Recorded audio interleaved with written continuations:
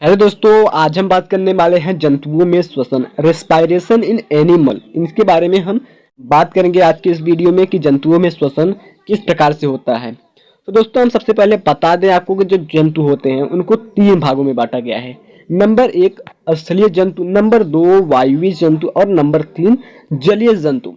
तो दोस्तों, जो स्थलीय जंतु होते हैं उनमें श्वसन अंग अलग प्रकार के होते हैं, जो वायुवीय होते हैं उनमें अलग होते हैं और जो जलीय होते हैं उनमें अलग प्रकार के श्वसन अंग पाए जाते हैं। या फिर हम कह सकते हैं कि विभिन्न प्रकार के जंतुओं में जो श्वसन अंग होता है वो विभिन्न प्रकार का होता है। तो उसी के बारे में हम आज बात करने वाले हैं। तो दोस्तों, अब हम बात करेंगे जंतुओं में श्वसन किस प्रकार से होता है। तो कुछ जंतुओं में श्वसन त्वचा के द्वारा होता है। कुछ ऐसे भी जंतु पाए जाते हैं कि उनमें जो श्वसन होता है उनके त्वचा के द्वारा होता है, बाहर जो त्वचा पाई जाती है उनके द्वारा होता है। और कुछ जंतु ऐसे होते हैं जिनमें उनमें श्वसन के लिए विशेष प्रकार के अंग पाए जाते हैं। वो विशेष अंग आपके फेफड़ा हो सकता है, क्लोम हो सकता है, पुष्ट फेफड़े हो सकते हैं आदि। ये सभी आपके विशेष अंग होते हैं श्वसन के लिए। अब बात करेंगे हम जंतुओं में श्वसन की परिभाषा।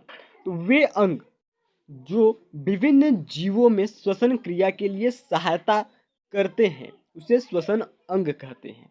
जैसे कि हम भोजन करते हैं, भोजन करने में जो सहायता करते हैं अंग वो हमारे आहार नाल कहलाती है। ठीक है। अब जब हम हमारे शरीर में पूरा ब्लड का फ्लो होता है, यानी कि रक्त का बहाव होता है, जिसके द्वारा रक्त का बहाव होता है वो रेस्पिरेटरी सिस्टम कहलाता है, यानी कि रक्त तंत्र कहलाती है। तो उसी प्रकार जंतुओं में जो श्वसन होता है तो श्वसन के लिए भी एक विशेष प्रकार का तंत्र होता है जिसे श्वसन तंत्र कहते हैं। ठीक है।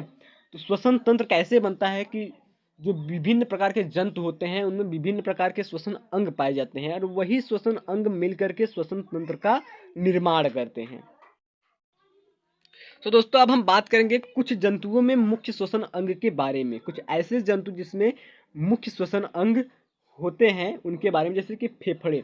जो फेफड़े होते हैं वो पाए जाते हैं मनुष्य में, मेढक में, पक्षी में, छिपकली में, और हमारे जो मवेशी होते हैं, पशु होते हैं, उनमें फेफड़ों के द्वारा श्वसन की क्रिया होती है।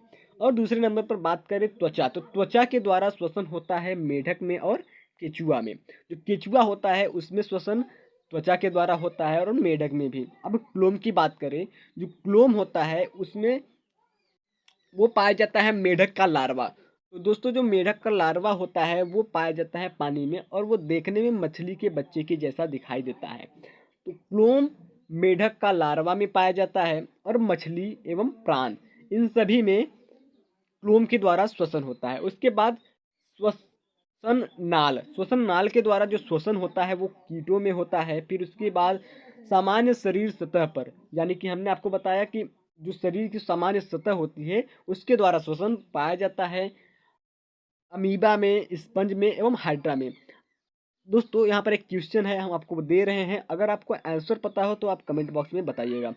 अमीबा एक कोशिकीय जंतु है या द्विकोशिकीय? ठीक है। पुष्ट फेफड़े के द्वारा, तो जो दोस्तों पुष्ट फेफड़े होते हैं उसके द्वारा श्वसन होता है मकड़ी और बिच्छू में। उसके बाद मुख गुहिका के द्वारा श्वसन होता है मेढक में। पुष्ट क्लोम, पुष्ट क्लोम के द्वारा श्वसन होता है लिमुलस में।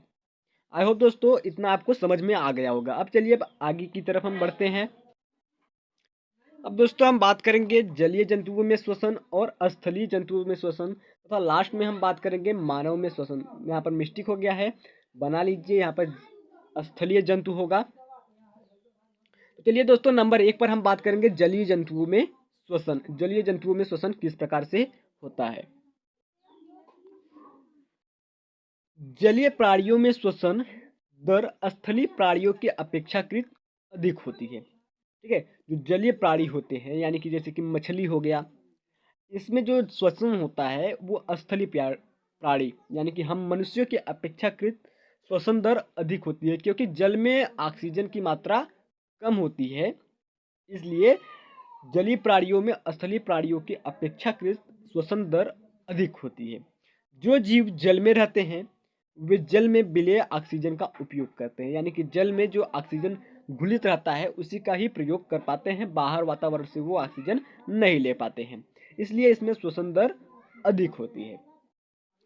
जल में विलेय ऑक्सीजन की मात्रा वायु में विलेय ऑक्सीजन की मात्रा की तुलना में बहुत ही कम होता है। हमने आपको पहले ही बताया कि जल में जो ऑक्सीजन होता है वो अपेक्षाकृत वातावरण के कम होता है, इसलिए जलीय प्राणियों में श्वसन दर स्थलीय प्राणियों की अपेक्षाकृत तेज होती है। बात करेंगे स्थलीय जंतुओं में श्वसन के बारे में। स्थलीय जंतु जो होते हैं वो श्वसन किस प्रकार से करते हैं उनके बारे में हम अब बात करेंगे। तो दोस्तों, जो स्थलीय जंतु होते हैं उनमें श्वसन के लिए वायुमंडल में उपस्थित ऑक्सीजन का प्रयोग होता है।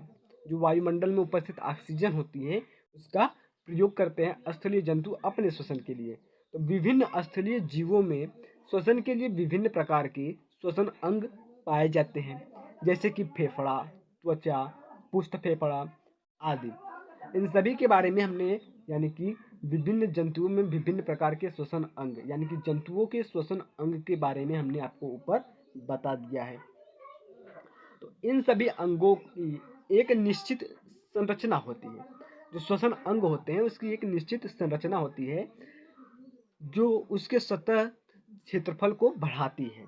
परिणाम स्वरूप वह ऑक्सीजन बाहुल्य वायुमंडल के संपर्क में रहता है, ऑक्सीजन और कार्बन डाइऑक्साइड का आदान प्रदान करता है, इस सतह के आर पार होता है। ठीक है, यह सतह बहुत पतली व मुलायम होती है, यानी कि जो हमारा श्वसन अंग होता है उसकी जो सतह होती है वो बहुत ही पतली और मुलायम होती है। यह सतह शरीर के अंदर स्थित होती है। इस सतह द्वारा ही गैसों का विनिमय होता है, यानी कि गैसों का आदान प्रदान होता है। यानी कि जो फेफड़ा होता है उसके द्वारा गैसों का आदान प्रदान होता है। मनुष्यों में ऑक्सीजन का अंदर आना फेफड़ा के द्वारा होता है और कार्बन डाइऑक्साइड का बाहर निकलना ये भी फेफड़े के द्वारा होता है। और जो कुछ जंतु होते हैं यानी कि मेढक हो गए, जैसे कि उसमें जो ऑक्सीजन होता है उसका अंदर आना उसके त्वचा के द्वारा होता है और कार्बन डाइऑक्साइड का बाहर निकलना उसके त्वचा के द्वारा होता है। ठीक है, आई होप दोस्तों आज का वीडियो आपको अच्छा लगा होगा। सो दोस्तों, अगर वीडियो अच्छा लगा तो प्लीज़ एक लाइक कीजिए, कमेंट कीजिए और अपने दोस्तों के साथ शेयर कीजिए।